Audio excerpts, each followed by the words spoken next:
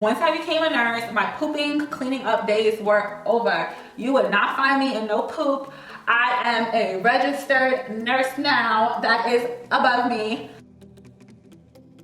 Hi everybody, and welcome back to my channel. If this is your first time here, welcome. And if you're back for another video, then welcome back. So today I wanted to talk about misconceptions and things that I wish I would have known about nursing before I became a nurse. Because I feel like there is a lot of lies perpetuated out here in regards to nursing. And I feel like these lies are being spread about and people are having the wrong idea as to this whole nursing thing, and they're going into the program or going into the nursing field and seeing that it is not what they expected. So I just want to put these lies and misconceptions to rest once and for all. So if you guys want to hear more about these misconceptions and things that I learned real quick when I became a nurse, then keep on watching. So the number one lie, misconception that I oftentimes will hear is that people think that they do not have to clean up poop once they become a nurse. You do. Poop does not end with your CNA license. I clean up poop as a nurse. I clean up a lot of poop. I clean up vomit. I clean up blood. I clean up sputum. I clean up phlegm. I clean up a lot of bodily fluid. You name it, I've touched it.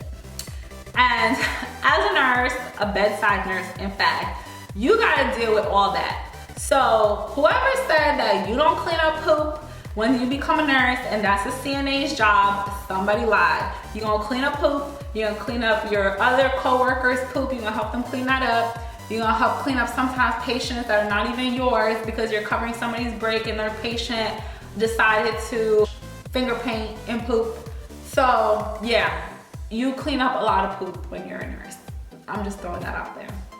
The next thing that nobody told me about nursing was that how big customer service is. And before I became a nurse, I have always never had an issue with giving good customer service because I've always worked in what I would call very pleasant environment. Even when I worked as the cashier at McDonald's, it was just, you know, people just come in, get their burgers, they leave.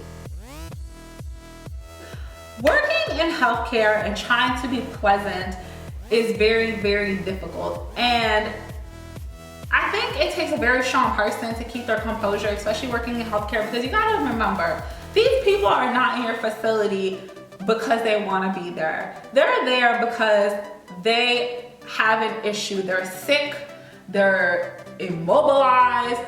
Nobody comes to the hospital because, it's Sunday afternoon. What do you wanna do, Bob? Oh, let's go to the hospital. Okay, let's take a stroll. No, that's not why people come to the hospital. If they're there, it ain't not a choice. They ain't trying to be there. So a lot of times patients will put their frustration onto you. And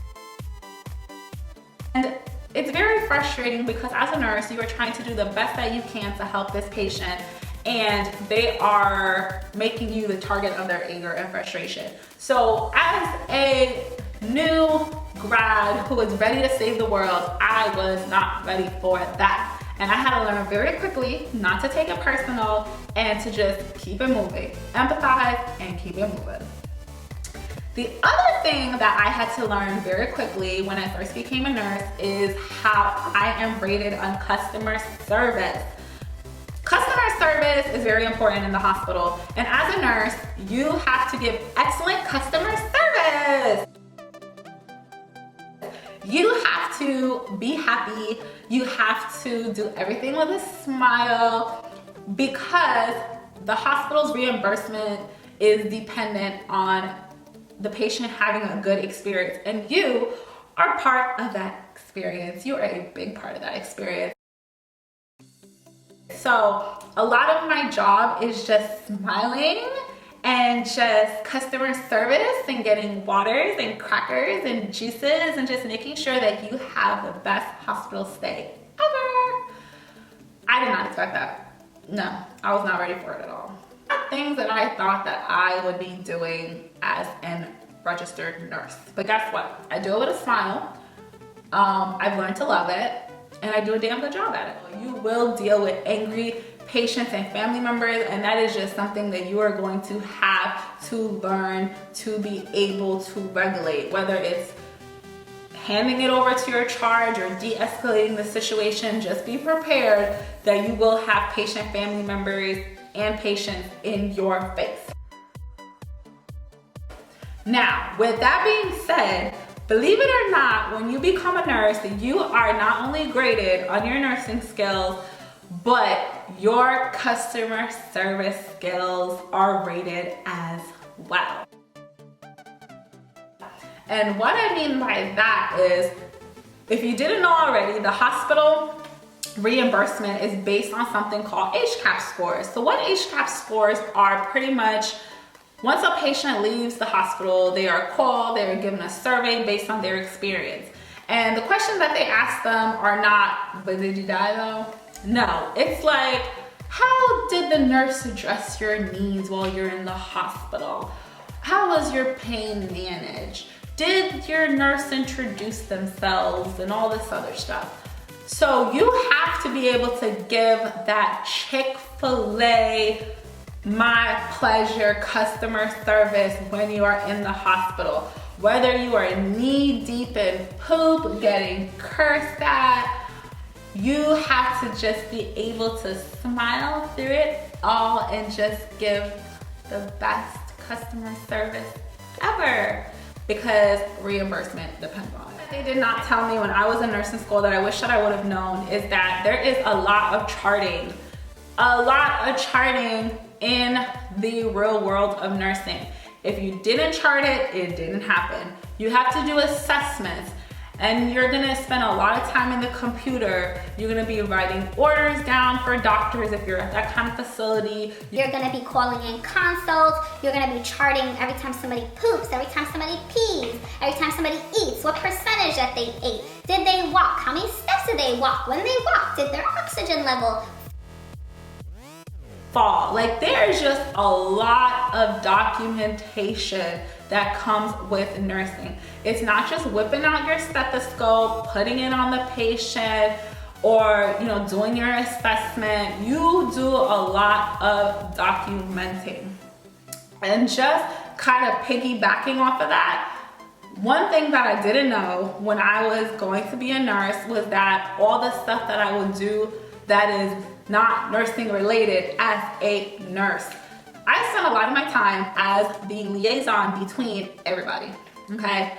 I'm the one that gets the calls from MRI, from the consults, from radiology, from the lab, from the pharmacy, from the family, from the doctor, like everything for some reason goes through me. I legit, as a nurse, spend more time on the phone at work than I do on my off time. Like, I don't talk to somebody on the phone unless they're dying. Like, even my mother, I text her or FaceTime. I don't talk on the phone. Text me or I'm not picking up. So you spend a lot of time on the phone in the hospital just being a liaison, and you're constantly having to multitask. You're on the phone with radiology, picking up your patient as the lab is coming to draw blood, and they're calling you for this and calling you for that. So it's just a lot of multitasking, and just like I said, being a liaison between a lot of multiple disciplinary teams. It's a lot of work. The other thing that I didn't know, and it's kind of petty, but I did not realize that once you became a nurse that there are levels to this nursing thing, okay?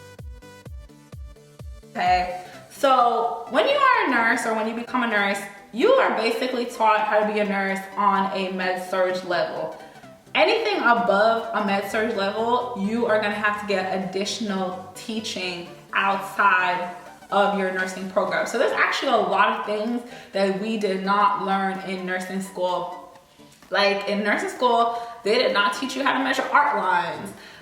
They did not teach you about midlines. They did not teach you about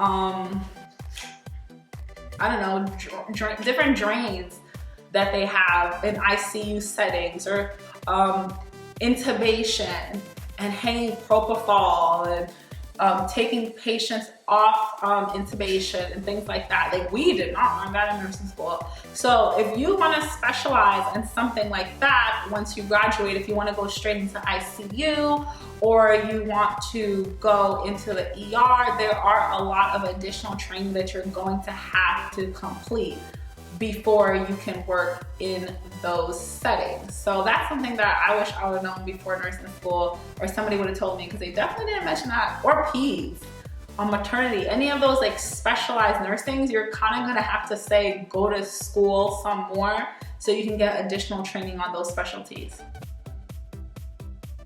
The other thing that I wish they would have told me in nursing school is that you don't get out on time a lot of the time. Your shift does not end until you finish all your work. Yes, they say it ends at 7 o'clock if that's the time you're supposed to leave, but if you still have stuff that you need to chart that you couldn't get to, you have to stay and finish your charting. Yes, nursing is a 24-hour facility. We've all heard that before. Nobody is expecting you to get every single thing done, but as far as documentation for things that happen during your shift, you are mandated to complete that documentation prior to exiting the building. So as a new nurse, be prepared that you will be staying over 30 minutes, hour, maybe longer after the end of your shift, just making sure that you have all your documentation before you leave for the day. I still do it. I still get caught behind on my documentation because my days just be so busy, but it's just how it is. Your shift ends when your shift ends. All right, guys, so that is pretty much it. That is the end of my video. These are just some things I wish somebody would have told me or made me aware prior to becoming a nurse. Would it have changed my decision to become a nurse? No. I love my job. I love what I do. I wouldn't change it for the world, but somebody could have given me a heads up. Somebody could have told me what was up. But like I said, I love what I do. I wouldn't change it for the world. And if there is anybody out there who is thinking about becoming a nurse, I would never discourage it, ever. And I hope you guys found this video to be encouraging. I hope you got a little bit of a laugh out of it. And I hope you choose to follow my channel and give this video a thumbs up. So I will see you guys at the next one, and happy nursing.